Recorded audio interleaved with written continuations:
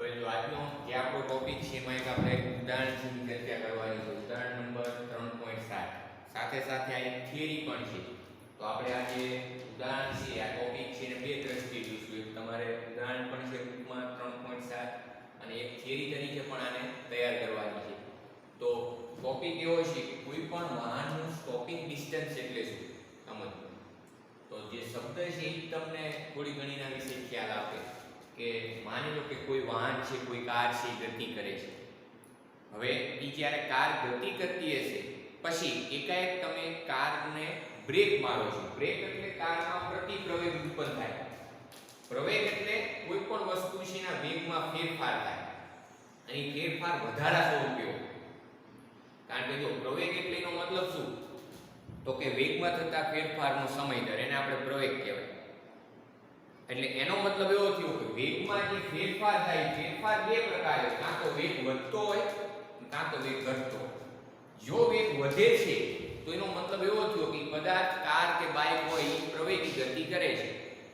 અને જો પ્રવેગ એટલે કે વેગમાં ઘટાડો થતો હોય, ફેરફાર પણ ઘટાડા સ્વરૂપે, તો એ પ્રતિપ્રવેગી ગતિ કરે છે, જેને આપણે મિકેનિકલ ભાષામાં બ્રેક મારી છે એવું કહેવાય.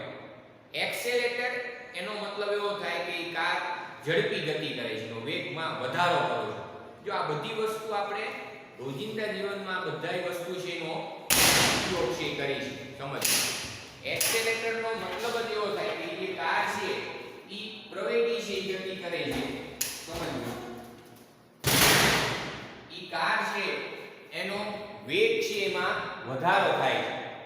અને ડીએક્સિલેટર એનો મતલબ એવો થાય કે તમે એમાં બ્રેક લગાડો છો, એ જે વસ્તુ છે પ્રતિપ્રવેગી છે, ગતિ કરે છે. જેમ કે આપણે કોઈ કાર હોય કે વાહન બાઇક હોય એમાં જે બ્રેક મારી છે તો એ પ્રતિપ્રવેગીના અંદર ઉત્પન્ન થાય છે. ધીમે ધીમેની ઝડપ શું કરશે, ઘટાડે.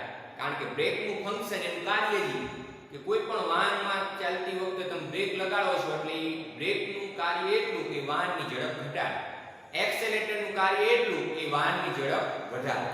તો સ્ટોપિંગ ડિસ્ટન્સ એટલે શું, તો કે ધારો કે કોઈ કાર છે એ ગતિ કરે છે, કોઈ વાહન છે એ ગતિ કરે છે અને ઈ વાહનમાં એકાએક તમે બ્રેક લગાડો છો.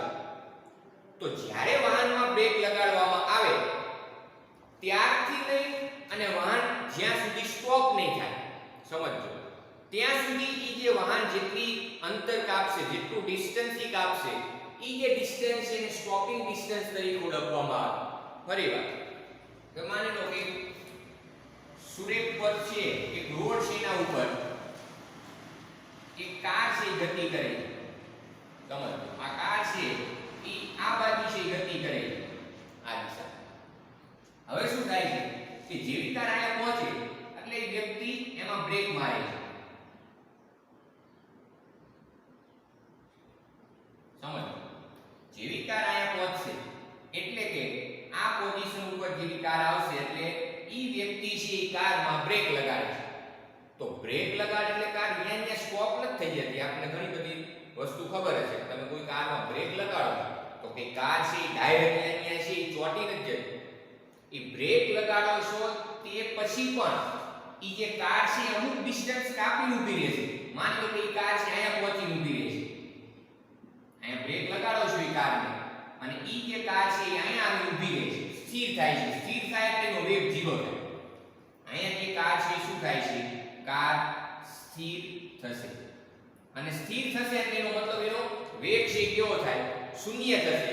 તો આ જે ડિસ્ટન્સ થયું અહીંયાથી અહીંયા સુધીનું ડિસ્ટન્સ, બ્રેક લગાડ્યા બાદ જ્યાં સુધી કાર સ્થિર નહીં થાય ત્યાં સુધી જેટલું અંતર કાપશે ઈ અંતરને નામ આપશું આપણે સ્ટોપિંગ ડિસ્ટન્સ.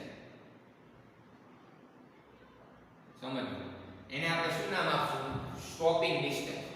ખ્યાલ આવે છે કે એટલું અંતર કાપી પછી કાર છે સ્થિર થાય છે. તો સમજો, હવે આપણે સ્ટોપિંગ ડિસ્ટન્સ નું સૂત્ર તારવવું છે. તો સ્ટોપિંગ ડિસ્ટન્સ નું સૂત્ર તારવવા માટે આપણે ગતિના 3 સમીકરણ માંથી કોઈ પણ એક સમીકરણ નો ઉપયોગ કરશું. સમજો, જેમ કે આપણી પાસે જે સમીકરણ છે ગતિનું, જે સમીકરણ છે એમાંથી કયા સમીકરણ છે નો આપણે ઉપયોગ કરશું. તો પહેલા બધા સમીકરણ લખું છું.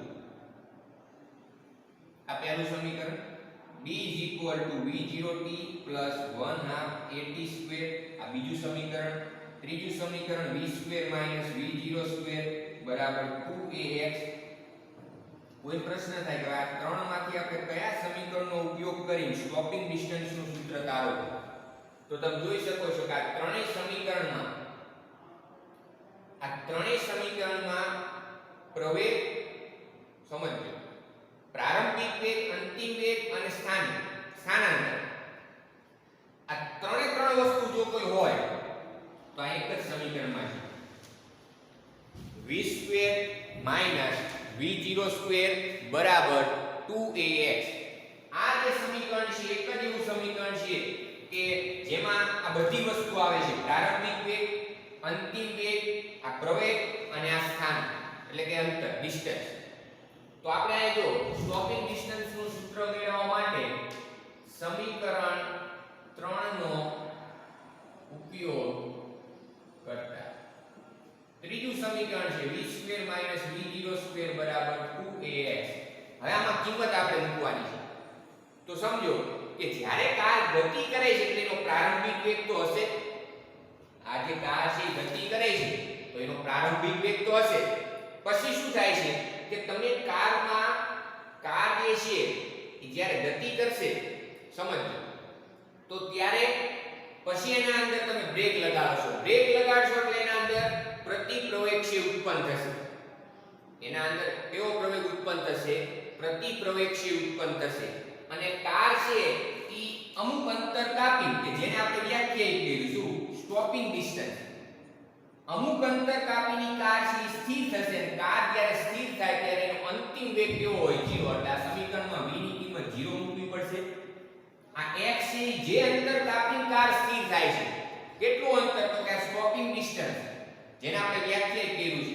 એટલા માટે જે x છે ને આપણે ds વડે દર્શાવવું. ds નો મતલબ એવો થાય સ્ટોપિંગ ડિસ્ટન્સ. સમજો. હવે આ બધી કિંમત છે આ સમીકરણમાં મૂકી દે તો આવું થશે. v ની કિંમત તો 0 v0² બરાબર 2a. x ના બદલે હું શું લખીશ? ds. તો ds ને કરતા બનાવી તો આપણો આન્સર આવશે -v0² છેદમાં 2a. આને આ જે આપણું સૂત્ર થયું એ સૂત્ર છે એ કોનું થશે? તો કે સ્ટોપિંગ ડિસ્ટન્સ. Stopping distance. હવે કોઈ પ્રશ્ન થાય કે આ જે માઈનસ નિશાની છે એ અનુસાર આપણે એવું કહી શકીએ કે સ્ટોપિંગ ડિસ્ટન્સ ઋણ હોય. તો આપણે ખબર છે કે કોઈ અંતર ઋણ ન હોય તો એનું સોલ્યુશન શું છે? તો તમે જો જ્યારે ગણતરી કરશો ને ત્યારે આ જે પ્રવેગ છે એ કયો પ્રવેગ છે ખબર છે? પ્રતિપ્રવેગ. પ્રતિપ્રવેગ એટલે એનો મતલબ એવો થાય કે ત્યારે આ પ્રવેગ જે છે મૂલ્ય ઋણ મળે અને ઋણ માઈનસ માઈનસ કેન્સલ થઈ જાય એટલે આપણું ds ની કિંમત પોઝિટિવ મળે. અથવા તો હું આ રીતે લખું મોટો ds એનું માન તો કે v0² 2a. સમજો. આ આપણે સ્ટોપિંગ ડિસ્ટન્સ ના મૂલ્યનું સૂત્ર છે v0² 2a. એનો મતલબ એવો થયો કે જે સ્ટોપિંગ ડિસ્ટન્સ છે એ પ્રારંભિક વેગના વર્ગના સમપ્રમાણમાં. કોના? પ્રારંભિક વેગના વર્ગના સમપ્રમાણમાં. હવે પ્રશ્ન એ થાય કે આનો વ્યવહારમાં ક્યાં ઉપયોગ થાય છે? તો કોઈ પણ જે ફિઝિક્સની થિયરી હોય એ ક્યાંક ને ક્યાંક એનો વ્યવહારમાં ઉપયોગ થતો હોય છે. સમજો. કારણ કે ફિઝિક્સમાં જે બધી થિયરી હશે એ ક્યાંક ને ક્યાંક એ વ્યવહારમાં એ વસ્તુ છે એનો આપણે ઉપયોગ કરતા હોય છે. તો આજે સ્ટોપિંગ ડિસ્ટન્સ નો ઘણી બધી જગ્યાએ ઉપયોગ થાય છે. ખાસ કરી એવી જગ્યાઓ કે જ્યાં અકસ્માતો નિવારી શકાય. સમજો. જ્યાં અકસ્માત નિવારી શકાય એના માટે આ કન્સેપ્ટનો ઉપયોગ થતો હોય છે. કઈ રીતે? તો માની લો કે કોઈ હોસ્પિટલ છે અથવા તો કોઈ સ્કૂલ છે. હવે ત્યાંથી એક રોડ પસાર થાય છે તો એ રોડ છે એના ઉપર ઘણા બધા વાહનો છે અલગ અલગ સ્પીડથી ગતિ કરતા હોય. સમજો. તો તમે ઘણીવાર જોયું હશે કે જ્યારે હોસ્પિટલ અથવા તો જે સ્કૂલ હોય અથવા તો એવા કોઈ વિસ્તાર હોય કે જેમાં ટ્રાફિક પબ્લિકનું વધારે રહેતું હોય તો જો વાહન એની મરજી પ્રમાણે ઝડપથી ગતિ કરતા હોય તો અહીંયા અકસ્માતો થવાની સંભાવના ખૂબ જ વધી જતી હોય છે. એટલે ખાસ કરીને જે સ્કૂલ ને હોસ્પિટલ જેવા જે વિસ્તારો છે અહીંયા એક બોર્ડ મારેલું હોય, તમે જોયું હોય, એમાં લખેલું હોય કે અહીંયાથી પસાર થતા વાહનની મેક્સિમમ ઝડપ આટલી હોવી જોઈએ, એનાથી વધારે ગતિ કરી શકશે નહીં, એની લિમિટમાં જ ત્યાંથી વાહન પસાર થાય. સમજો, એ પ્રમાણે આખી એ પેટર્ન બનાવેલી હોય, એક રૂલ્સ હોય કે આટલી ઝડપવાળા વાહનને જ અહીંયાથી પસાર થવું. એનું કારણ શું? તો એનું કારણ એવું છે કે જ્યારે કોઈ પણ વાહનની પ્રારંભિક ઝડપ જો ખૂબ જ વધારે હોય, સમજો, હું તમને એક ઉદાહરણ આપું. માની લો કે એક બાઇક છે કે જે પ્રારંભિક ઝડપ એની એમ કહું કે 50 કિલોમીટર પ્રતિ કલાકની ઝડપથી ગતિ કરે છે. એક ઉદાહરણ તરીકે. બીજું બાઇક એવું છે કે જે પ્રારંભિક ઝડપ 80 કિલોમીટર પ્રતિ કલાકની ઝડપથી ગતિ કરે છે. આ બે બાઇક છે. આ બે બાઇક છે, એક રોડ ઉપર છે, ગતિ કરે છે. સમજો, હવે બને છે એવું કે ઈ જ્યારે બાઇક છે ગતિ કરતા હશે, અચાનક કોઈ વ્યક્તિ એનેથી પસાર થાય છે, તો બાઇક વાળાને શું કરવું પડશે? બ્રેક મારવી પડશે.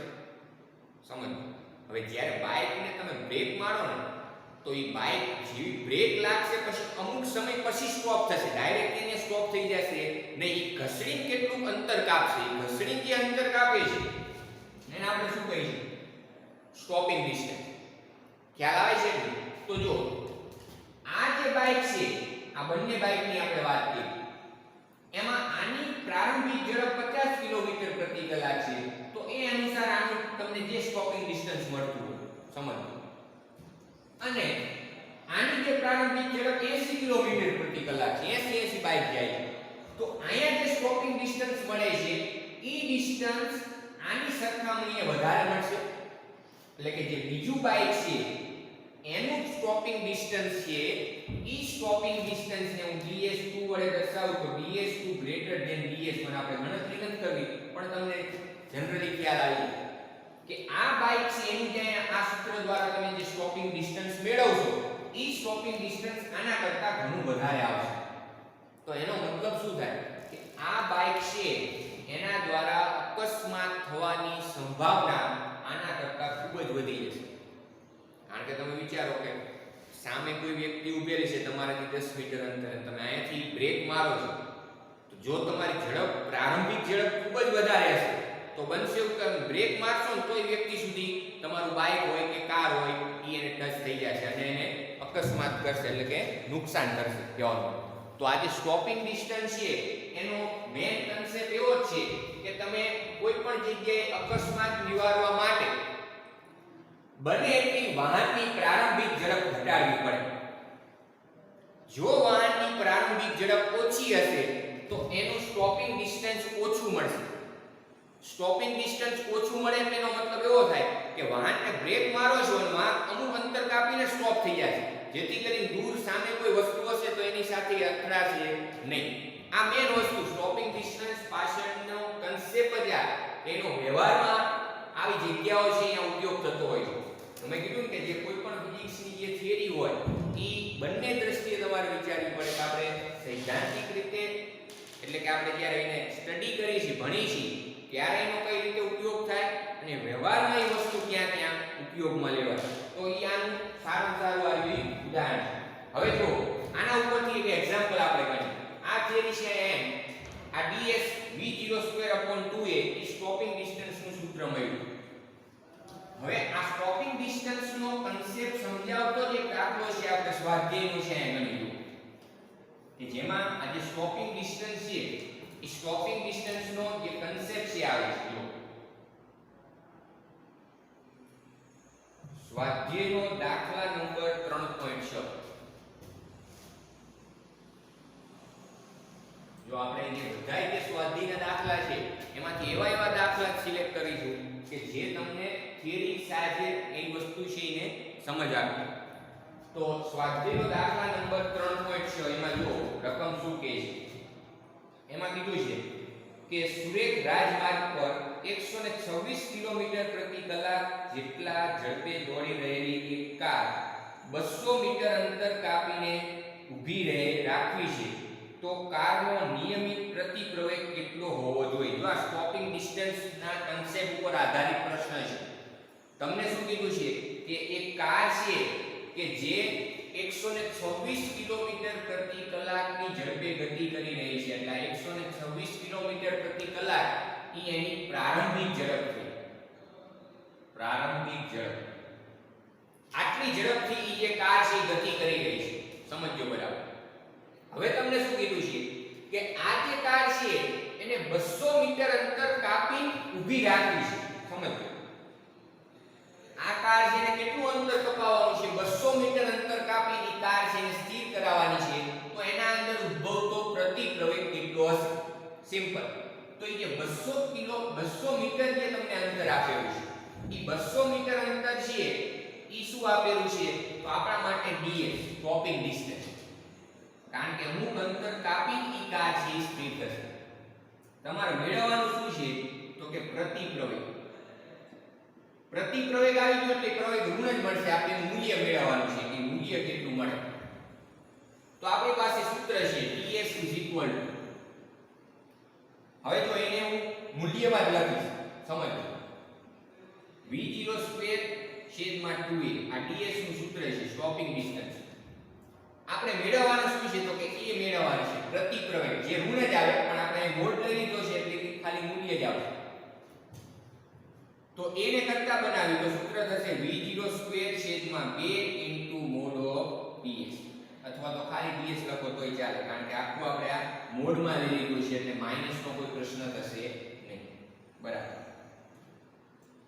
v0² એટલે આ પ્રારંભિક ઝડપ પણ અહીંયા તમે ખાસ ધ્યાન આપજો કે આ જે ઝડપ છે કયા એકમમાં આપેલી છે તો કે કિલોમીટર પ્રતિ કલાક એક અંતર આપેલું છે અંદર સ્ટોપિંગ ડિસ્ટન્સ એ શેમાં આપેલું છે તો કે મીટરમાં એટલા માટે સ્વાભાવિક છે તમારા કિલોમીટર પ્રતિ કલાક જે છે એને મીટર પ્રતિ સેકન્ડમાં કન્વર્ટ કરવા પડે અને આપણે અગાઉ બીજા ચેપ્ટરમાં ભણી ગયા છે કે જ્યારે તમારે કિલોમીટર પ્રતિ કલાક હોય એને મીટર પ્રતિ સેકન્ડમાં કન્વર્ટ કરવા છે તો 5/18 વડે મલ્ટીપ્લાય કરી નાખો એને એટલે જવાબ તમારો મીટર પ્રતિ સેકન્ડમાં આવી જાય ઝડપ તો એના વડે આપણે મલ્ટીપ્લાય કરશું એટલે જે જવાબ છે ઈ તમારો જવાબ આવશે 35 મીટર પ્રતિ સેકન્ડ જો 126 મલ્ટીપ્લાય સમજો 126 એને 5 વડે મલ્ટીપ્લાય કરશો એટલે 630 એને ડિવાઈડ કરશો 18 વડે આપણો જવાબ છે 35 આવશે 35 મીટર પ્રતિ સેકન્ડ આ v0 હવે આમાં કિંમત મૂકી દઈશું v0 ની જે કિંમત છે 35 ગુણ્યા 35 લખાય કારણ કે v0² છે આનો વર્ગ કરશું છેદમાં 2 ગુણ્યા આ જે ds છે તો એ ds ની કિંમત કેટલી છે તો કે 200 એટલે એ જે છે પ્રતિપ્રવેગ એનો જે જવાબ છે કેટલો આવશે જો તો કે 35 ગુણ્યા 35 એટલે ઈ થશે 1225 ડિવાઇડેડ બાય 400 તો ઈ આપણો જે આન્સર આવશે 3.06 મીટર પ્રતિ સેકન્ડ સ્ક્વેર આ પ્રતિપ્રવેગ સમજો ઈ જે કાર છે એના અંદર આટલો પ્રતિપ્રવેગ ઉત્પન્ન થયો હોય સમજો ત્યારે ઈ કાર 200 મીટર અંતર કાપી સ્થિર થશે ખ્યાલ આવે છે કે ત્યારે ઈ કાર 200 મીટર અંતર કાપી સ્થિર થશે એટલે કે સ્ટોપ થશે જેને આપણે સ્ટોપિંગ ડિસ્ટન્સ તરીકે અગાઉ વ્યાખ્યાયિત કર્યું છે સમજો હવે અંદર એક બીજો પ્રશ્ન છે કે કારને સ્થિર થવા માટે કેટલો સમય લાગશે સમજો આ એક સારો પ્રશ્ન છે અંદર તમને એવું કીધું છે કે કાર છે એને જ્યારે સ્થિર થશે 200 મીટર અંતર કાપીને પછી સ્થિર થશે તો ત્યારે એને કેટલો સમય છે લાગશે એનો આપણે આન્સર આપવાનો તો એ આન્સર એકદમ સિમ્પલ છે જુઓ સમીકરણ નંબર ગતિનું જે પહેલું સમીકરણ છે એનો ઉપયોગ કરતા શું કીધું છે કે આ પરિસ્થિતિમાં તમને એવું કીધું છે કે જ્યારે સ્થિર થાય ત્યારે કેટલો સમય લાગશે તો જ્યારે સ્થિર થાય એનો મતલબ એવો થયો કે એનો પ્રારંભિક અંતિમ વેગ કેવો થાય શૂન્ય પ્રારંભિક વેગ તો ખબર જ છે 35 મીટર પ્રતિ સેકન્ડ એ છે એની કિંમત આપણે મેળવી લીધી છે ઓલરેડી. એ ની કિંમત કેટલી છે? તો કે 3.06 અને t આપણે મેળવવાના છે. બધી કિંમત આમાં મૂકી દે એટલે થશે શું? તો કે આ v ની કિંમત છે 0 બરાબર અહીંયા 35 પ્લસ એ જે છે એ 3.06 * t.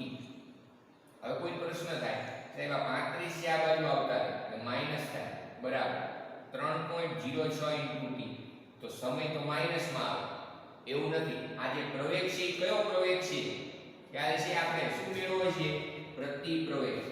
એટલે પ્રવેગનું મૂલ્ય આટલું છે પણ જ્યારે એની કિંમત મૂકવાનું થાય ત્યારે તમારે નિશાની આગળ કેવી મૂકવી પડે?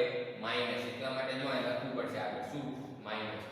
એટલે આ જે સૂત્રમાં a ની કિંમત કેટલી મૂકશું આપણે? તો કે માઈનસ 3.06 મીટર પ્રતિ સેકન્ડ સ્ક્વેર. એનું મૂલ્ય 3.06 મીટર પ્રતિ સેકન્ડ છે પણ એ મૂલ્યમાં આગળ નિશાની આગળ આવે માઈનસ. માઈનસ શેના માટે? કારણ કે પ્રતિ પ્રવેગ છે એટલા.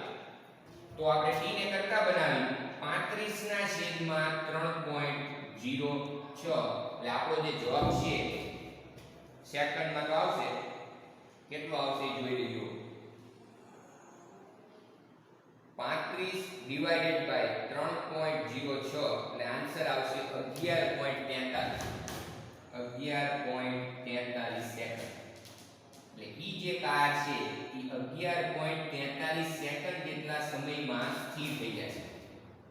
ખ્યાલ આવે છે કે? તો એને સ્થિર થવા માટે લાગતો જે સમય છે એ આટલો થશે 11.43 સેકન્ડ. હવે આ જે દાખલો છે તમારે આ જે થિયરી છે એની સાથે સાથે સમજવાનો છે. એટલે એમાં જે છે એ બરાબર ધ્યાન આપવું. એકવાર થિયરી છે ફરીવાર વાંચી આ જે દાખલો છે એ બરાબર છે તૈયાર કરી નાખવાનો છે. એની સાથે સાથે જ દાખલો છે તૈયાર થઈ જવો જોઈએ. એટલે આમાં બે આન્સર આપણે મેળવવા.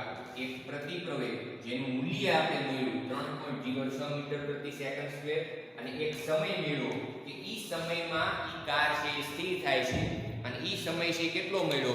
તો કે 11.43 સેકન્ડ.